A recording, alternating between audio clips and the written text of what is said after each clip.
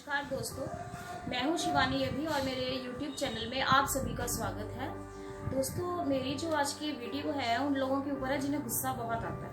अब जिन जिन लोगों को गुस्सा आता है वो सब ये सोचते होंगे कि ये वीडियो तो हमारे लिए ही है। तो दोस्तों, गुस्सा मतलब मुझे तो ऐसा लगता है कि लाइफ में गुस्सा नहीं करना चाहिए। तो आज की मेरी एक छोटी सी स्टोरी है इसके ऊपर जो मैं आपके साथ शेयर करना चाहूँगी। एक लड़का था और बड़ी छोटी उम्र का ही था, 17-18 साल की उम्र का लड़का था। उसको गुस्सा बहुत आता था। उसको इतना गुस्सा आता था कि उसके जितने भी स्कूल के दोस्त थे या उसके जो जितने भी आस पड़ोस में रहने वाले थे और उनके जो रिलेटिव्स थे उसके गुस्से से बहुत परेशान रहते थे। वो इतना उन लोगों को बुरा भला बोलता था कि उसको कोई भी पसंद नहीं करता था और ना ही उससे कोई बात करता था। अब इस बात से उसके जो माता पिता थे वो बहुत परेशान रहने लग गए।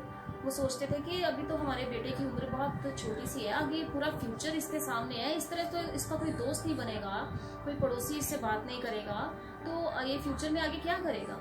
उसके माता पिता ने उसको बहुत समझाने की कोशिश की, लेकिन अब उसका गुस्सा इतना ज़्यादा था कि वो अपने माता पिता की किसी बात को समझता ही नहीं था। एक दिन क्या हुआ कि उसके पिताजी ने कमरे में बैठे सोच रहे थे कि मैं ऐसा क्या करूं कि जिससे मेरे बेटे का जो गुस्सा है वो ठीक रहे।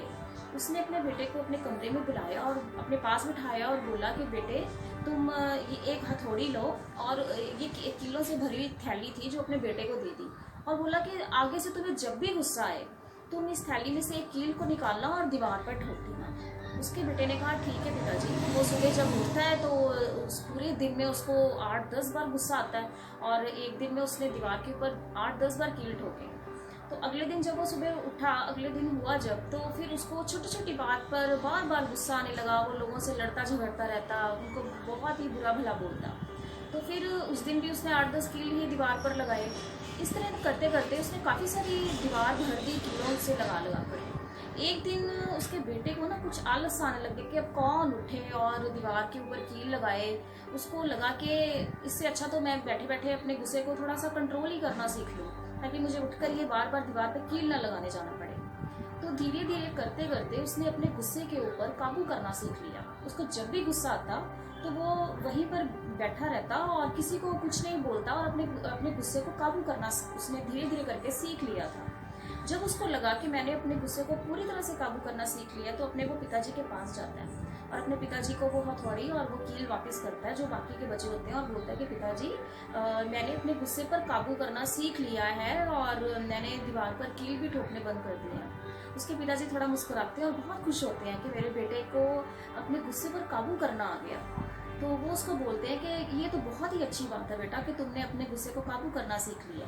तो उसके पिताजी उसको बोलते हैं कि अब जब भी तुम्हें गुस्सा आए और तुम जब उसके ऊपर काबू करो अपने गुस्से के ऊपर, तो दीवार में से एक कील को बाहर निकाल देना। उसका बेटा थोड़ा सा हैरान होता है, कहता है ठीक है पिताजी, मैं ऐसा ही करूँगा। अब जब भी उसको गुस्सा आया और उसने उसके ऊपर जितनी बार भी काबू करना सीख लिया था, जितनी बार भी उसने उसके ऊपर काबू किया, वो दीवार में से जाता और एक कील को बाहर निकाल देता।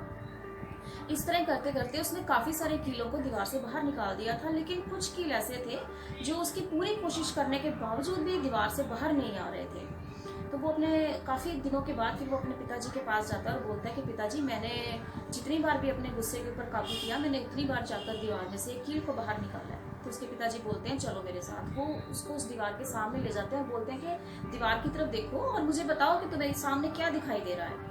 वो बोलता है कि पिताजी, मुझे तो इस दीवार में बस छेद ही छेद नज़र आ रहे हैं, बहुत गंदी सी दीवार हो गई है और कुछ तो ऐसे कील हैं कि जो मेरी कोशिश करने के बावजूद भी बाहर नहीं निकले थे। तो उसके पिताजी ने उसको बहुत प्यार से अपने पास बिठाया और उसको समझाया कि जिस तरह से तुम अपने क्रोध से, इतने गुस्से से लोगों से बात करते थे, उनको इतना मतलब बड़ा बुरा बोलते थे, तो तुम उनके दिलों में वो कील ठोकते जा रहे थे, जिसकी वजह से वो तुमसे दूर होते जा रहे थे।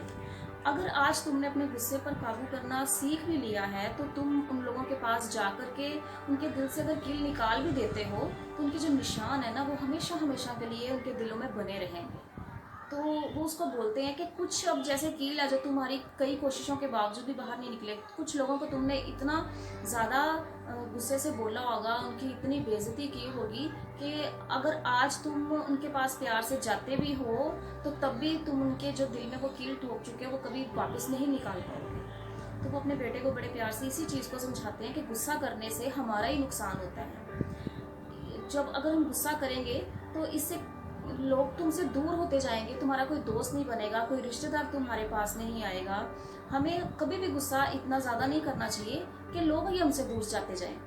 हमें हमेशा ही अपने गुस्से पर काबू रखना ही पड़ता है कि जिससे हम जो है अच्छे दिखे लोगों को, ताकि लोग हमसे प्यार करें, हमसे प्यार से बात करें।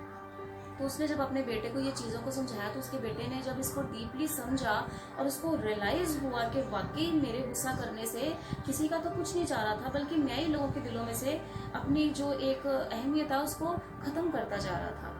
तो मैं आप सभी से कहूँगी, जिन लोगों को भी गुस्सा आता है, बहुत गुस्सा आता है, या वो लोगों के साथ बहुत बुरी तरह से बोलते हैं, तो उस पर थोड़ा सा वो खुद ही काबू करना शुरू करें, क्योंकि एक बार जो रिश्ता टूट जाता है ना, वो दोबारा वापस कभी नहीं बन पाता। और अगर बन भी जाएगा ना, तो वो खूबसूरत नहीं लगेगा उस दीवार की तरह, उसमें कुछ ना कुछ छेद नजर आएंगे या कोई ना कोई कमियां नजर आएंगी। तो मैं आप सभी से रिक्वेस्ट करूंगी, आप जिन जिन लोगों को गुस्सा आता है वो अपने गुस्से पर काबू करना सबसे पहले सीखे, खुद ही सीखे, और वो खुद ही सीख सकते हैं। कोई भी आके उन्हें इस चीज़ के ऊपर काबू करना नहीं सिखा सकता। तो गुस्से में कुछ नहीं रखा। ज़िंदगी में हमेशा खुश रहिए और प्यार से रहिए, तो देखिए ज़िंदगी कितनी खूबसूरत और कितनी अच्छी लगती है। तो दोस्तों, अगर आपको मेरी ये वीडियो पसंद आई है तो इसको लाइक और शेयर ज़रूर कीजिएगा, और प्लीज़ मेरे चैनल को सब्सक्राइब करना मत भूलिएगा। नमस्कार।